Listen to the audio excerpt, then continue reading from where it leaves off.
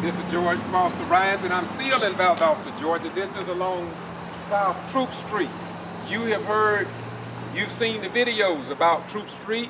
You also have seen how Councilman Wright talks about SPLOST being spent in other areas, but not in District 1 or in District 2 in the Black African American community. This is why I voted against SPLOST. Until we can get sidewalks, until we can get gullies, until we can get curbing in this part of the city, this metro city of Valdosta, Georgia, I'm going to continue to let you know what's going on.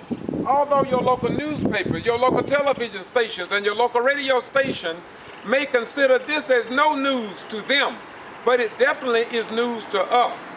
And so we're going to continue to do what we do, because I personally believe that all citizens should be treated equally here in the city and county of Valdosta and Lowndes County, Georgia.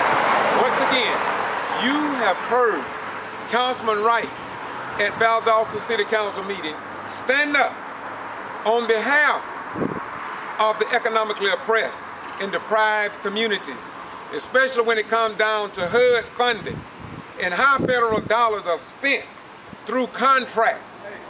Lindsay Mobley probably is one of the most outstanding citizens when it comes to standing firm on holding the city accountable for hiring people in these enterprise zones, in these HUD areas, and the fair distribution of contracts, et cetera, et cetera. And so we don't want to condemn Lindsay Mobley. We want to commend him. We don't want to criticize him for doing what some of our ministers and so-called clergies are just seem to not know about, don't care about, or feels that that's not their calling. But I thank God that somebody is called to see what is happening here in South Georgia on the south side of the railroad track of Social Divide. Many of these homes got the old metal pipes down here. And I thought that that was in violation because I was told that the rust could get in the water system. So they'll talk about it, but what are they doing? What's being done? This is Deidre White's district, I believe. And she said to me, I got it on tape and we're gonna start playing it pretty soon, because you have a right to know. If the news media will not keep the general public informed, then should not we as citizens inform our brothers, our sisters, our mothers, our fathers, our friends, and in some cases our enemies about what's going on?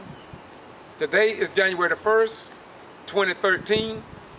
I want you to know that we are going to stay on these issues because they are the right issues. And I want to say to you again, if Troupe Street was not in this horrible condition, I would have no need to be out here with a camera. I wouldn't have no need of talking about what you see and what you can see by Googling Troupe Street. It's already on YouTube. That's why I'm not gonna go up and down the street, show you the holes, show you the pipes. I already done that. I wouldn't do that if the city just would have heard me, or if the Valdosta Daily Times would have reported to the general public what I brought up and others brought up about this area. I wouldn't be out here. But because they want to follow the old 1860 charter, apparently, to suppress, control, and abate the citizens of Valdosta, so now you see why I got to do what I do. I don't have no choice. And I'm going to continue, along with John Quarterman, along with Mr. John Robinson, along with 5 or 6 other people that have given a valid commitment that they're going to pick up their cameras and they're going to make sure that what our local news media tried to hide will be exposed so everybody can see it. Bye-bye, we're gone.